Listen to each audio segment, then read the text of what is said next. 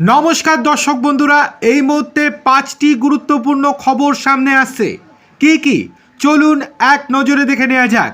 তার আগে আপনাদেরকে অনুরোধ, প্রত্যেকটি খবর মন দিয়ে শুনে ভালো লাগলে লাইক, কমেন্ট, শেয়ার এবং সাবস্ক্রাইব করতে একদম ভুলবেন না। তাহলে চলুন শুরু করা যাক ভিডিওটি। 1 নম্বর, নিরাপত্তা বাড়ছে স্ট্রং রুমের সামনে এবার 24 ঘন্টা ব্যাপী থাকবেন কমিশনের আধিকারিক।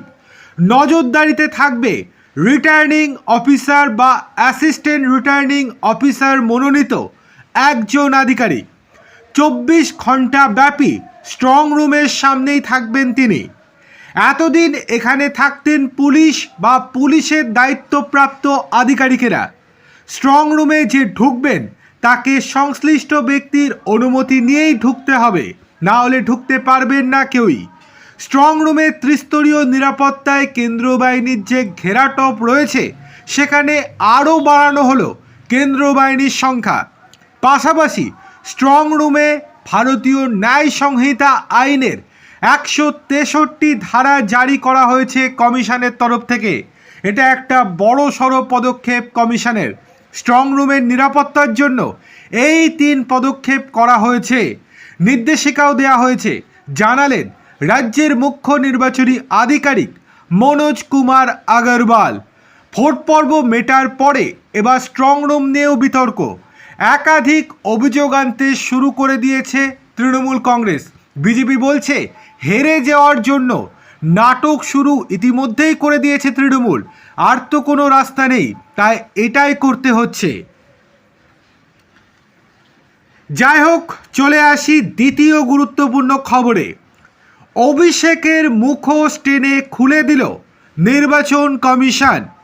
ভাইপো যে কতটা মিথ্যে কথা বলতে পারেন সেটারই জ্বলন্ত উদাহরণ বা প্রমাণ দিয়ে দিল কমিশন। হাওড়ার উদয়নারায়ণপুরে ভোট দিতে গিয়ে বুথের ভেতর বৃদ্ধের মৃত্যুর ঘটনাকে কেন্দ্র করে রাজনৈতিক তরজা চলছে।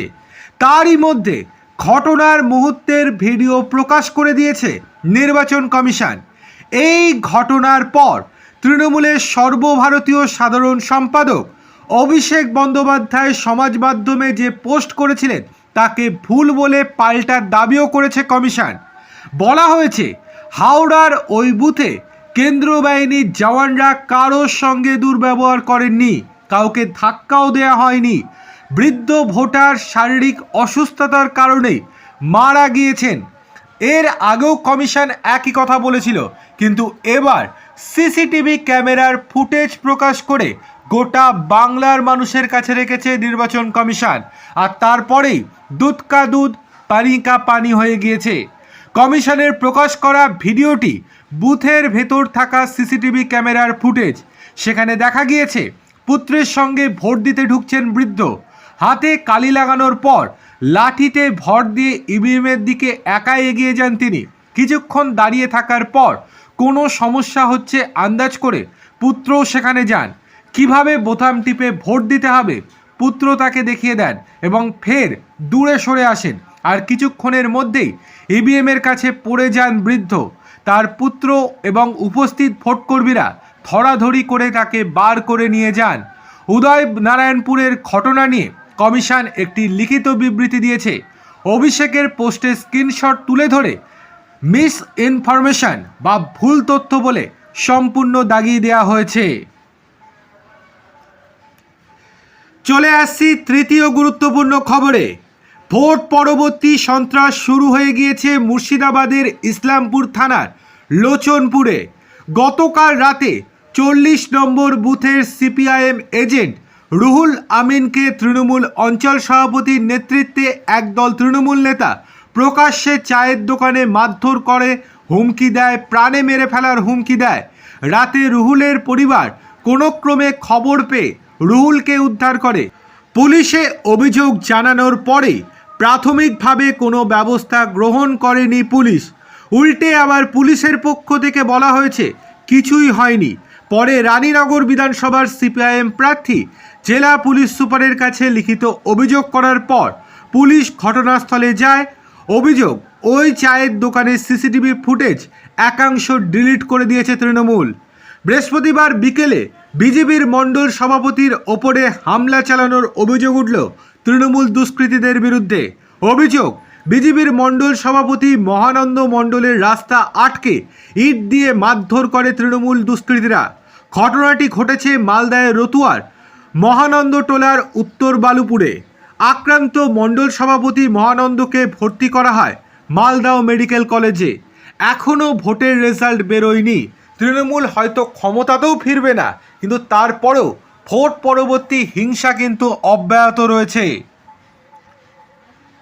চলে আসছি পরের গুরুত্বপূর্ণ খবরে। দ্বিতীয় দফার নির্বাচনে ইভিএম কারচুপির অভিযোগ। বেশ কয়েকটি বুথে রিপোলের দাবি তুলেছে বিভিন্ন রাজনৈতিক দল। আগেই কমিশনের তরফে জানিয়ে দেওয়া হয়েছিল বহু বুথে অনিয়মের অভিযোগ হলে গোটা বিধানসভাতেই রিপোল হবে। সেক্ষেত্রে কোন কোন বুথে রিপোল হবে তা নিয়েই আজ সিদ্ধান্ত নেবে নির্বাচন কমিশন। মোট 15টি বুথে রিপোল হতে পারে বলে কমিশন সূত্রের খবর। এটা আমরা বলছি না, এটা TV9 বাংলা বলছে। ফলতার প্রত্যেক বুথেই যাতে রিপোল হয় তার জন্য আবেদন করেছিল বিজেপি। রিপোলের ক্ষেত্রে যাতে সমস্ত রিপোর্ট ঠিক থাকে সেই বিষয়ে গতকালই জ্ঞানেশ কুমারের সঙ্গে কথা হয় বিশেষ পর্যবেক্ষক সুব্রত গুপ্তর। রাত পর্যন্ত স্ক্রুটিনি করেন তিনি। সেই রিপোর্ট ইতিমধ্যেই কমিশনকে পাঠিয়ে দিয়েছেন। 15টি বুথের জন্য রিপোর্ট পাঠানো হয়েছে। আজ সকালেও কিছু বুথের রিপোর্ট পাঠানো হবে, তার উপর নির্ভর করে রিপোল হবে। তবে প্রত্যেকটি 15টি বুথেই টেপ বা আতর লাগানো ইভিএম পাওয়া গিয়েছে। সেটি যে অবস্থায় রয়েছে সেখানে পুনর্নির্বাচন ছাড়া কোনো উপায় নেই বলেই জানা যাচ্ছে। কমিশন সূত্রের খবর, ডায়মন্ড হারবারের 4টি বুথে রিপোলের সম্ভাবনা রয়েছে। অন্যদিকে পশ্চিম মগরাহাটে 6টি এবং ফলতার 5টি বুথে পুনর্নির্বাচন বা রিপোল হতে পারে। তবে 4 জেলায় পুনর্নির্বাচন হবে না। চলে আসছি শেষ গুরুত্বপূর্ণ খবরে। 2026 সালের পশ্চিমবঙ্গ বিধানসভা নির্বাচনের ভোট গণনার আর বেশি দেরি নেই। তার আগে প্রস্তুতিতে কোনো খামতি রাখতে চাইছে না ভারতীয় জনতা পার্টি। শনিবার কলকাতায় একটি উচ্চ পর্যায়ের বৈঠকে বসতে চলেছে দল। ভোট গণনার আগে দল এখন চূড়ান্ত সক্রিয়। এই বৈঠকে মূলত আলোচনা হবে রণকৌশল, সমন্বয় এবং একেবারে তৃণমূল স্তরের প্রস্তুতি নিয়ে। লক্ষ্য হলো সমস্ত গণনা কেন্দ্রে যাতে মসৃণভাবে নজরদারি চালানো যায় তা নিশ্চিত করা। বিজেপি সূত্রের খবর, এই বৈঠকে বুথ স্তরের ম্যানেজমেন্ট, গণনার দিনের নিয়মকানুন এবং বিভিন্ন স্তরের সমন্বয়ের বিষয়টি খতিয়ে দেখবে শীর্ষ নেতৃত্ব। গণনার দিন যত এগিয়ে আসছে দলের রণকৌশল চূড়ান্ত করতে এই বৈঠকটি খুবই গুরুত্বপূর্ণ ভূমিকা পালন করবে। ওই সূত্র আরও জানিয়েছে, নির্বাচনী প্রচারের সময় যে সমস্ত প্রবাসী নেতাকে রাজ্যে পাঠানো হয়েছিল তাদের সকলকেই বৈঠকে থাকতে নির্দেশ দেওয়া হয়েছে। এদের মধ্যে সাংসদ এবং বিধায়কেরাও রয়েছেন। বিভিন্ন কেন্দ্রে এদের গুরুত্বপূর্ণ দায়িত্ব দেওয়া হয়েছে। তারা নিজ নিজ এলাকার বিস্তারিত রিপোর্ট এবং আপডেট দেবেন সঠিক সময়ে।